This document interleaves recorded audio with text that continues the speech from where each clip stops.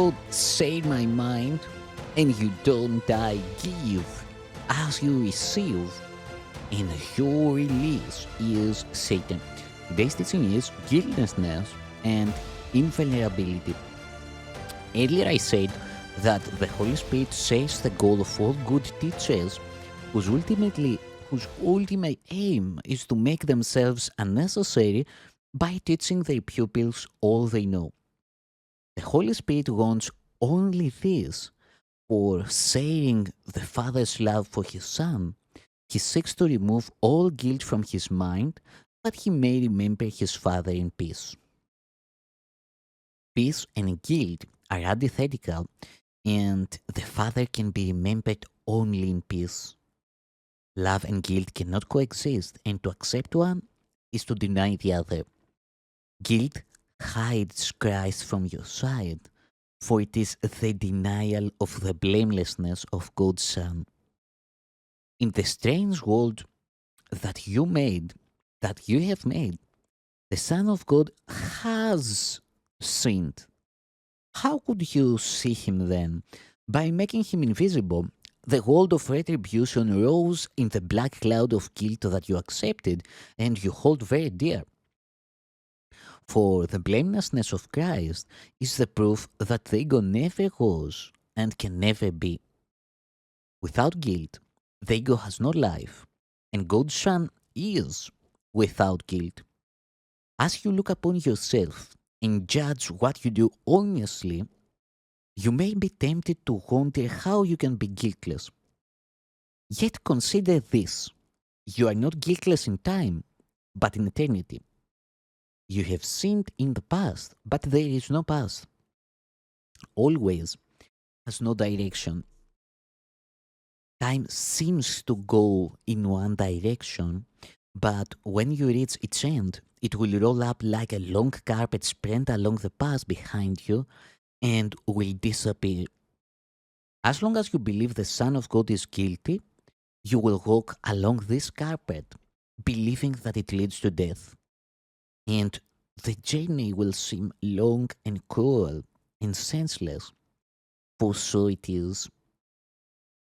The journey the Son of God has set himself is useless indeed, but the journey on which his Father sets him is one of release and joy. Father is not cruel, and his Son cannot hurt himself. The retaliation that he fears and that he sees will never touch him, for although he believes in it, the Holy Spirit knows it is not true. The Holy Spirit stands at the end of time, where you must be because he is with you.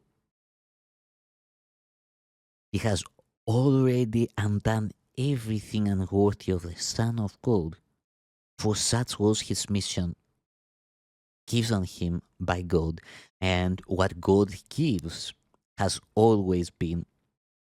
You will see me as you learn the Son of God is guiltless. He has always sought his guiltlessness, and he has found it. For everyone is seeking to escape from the prison he has made, and the way to find release is not denied him. Being in him, he has found it.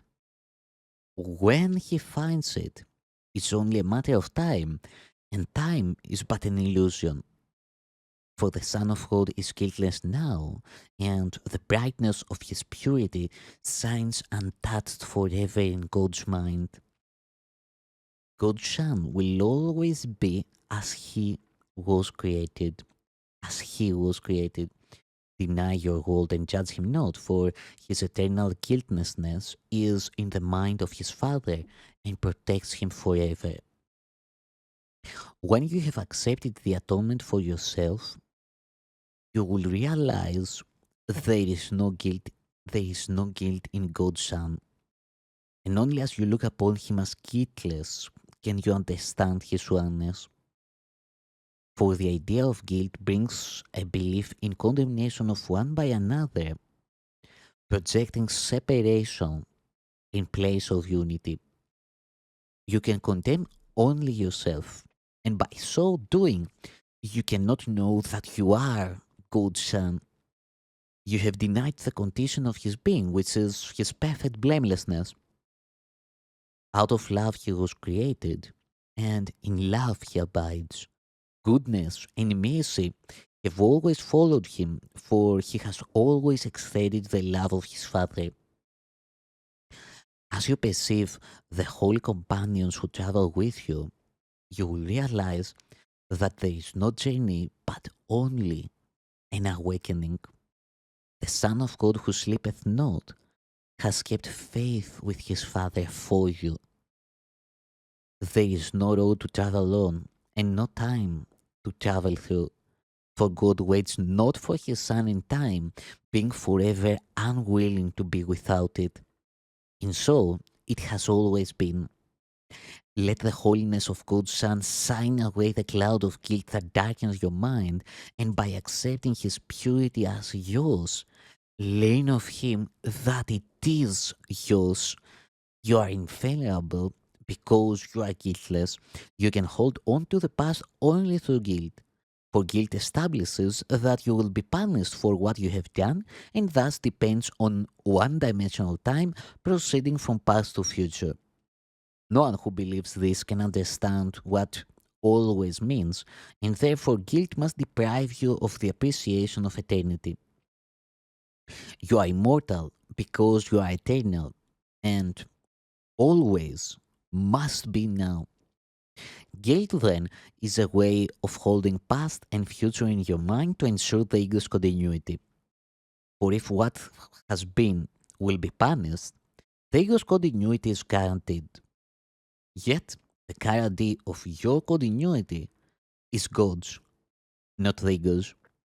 And immortality is the opposite of time, for time passes away while immortality is constant. Accepting the atonement teaches you what immortality is. For by accepting your guiltlessness, you learn that the past has never been, and so the future is needless and will not be. The future in time is always associated with expiation, and only guilt could induce a sense of a need for expiation. Accepting the guiltlessness of the Son of God as yours is therefore God's way of reminding you of his Son and what he is in truth. For God has never condemned his Son, and being guiltless is eternal. You cannot dispel guilt by making it real and then atoning for it. This is the ego's plan, which it offers instead of dispelling it. The ego believes in atonement through attack, being fully committed to the insane notion that attack is salvation. And you who chase guilt must also believe it, for how else but by identifying with the ego could you hold dear what you do not want? The ego teaches you to attack yourself because you are guilty, and this must increase the guilt, for guilt is the result of attack. In the ego's teaching, then, there is no escape from guilt, for attack makes guilt real, and if it is real, there is no way to overcome it. The Holy Spirit dispels it simply through the calm recognition that it has never been, and being true, it had it. As he looks upon the guiltless Son of God, he knows that this is true, and being true for you, you cannot attack yourself, for without guilt, attack is impossible. You then are saved because God's Son is guiltless, and being wholly pure, you are invulnerable. Thank you, Son of God.